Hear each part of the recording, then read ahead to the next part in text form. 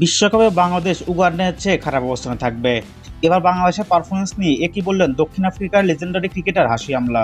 বিশ্বকাপ মঞ্চে উগান্ডা প্রথমবারের মতো জয় পেল পাপুয়া নিউ গিনির বিরুদ্ধে। এ জয়ে তারা উড়াধরা নাচে উদযাপন করছিল। দেখে মনে হচ্ছে তাদের ঈদ লেগে গেছে।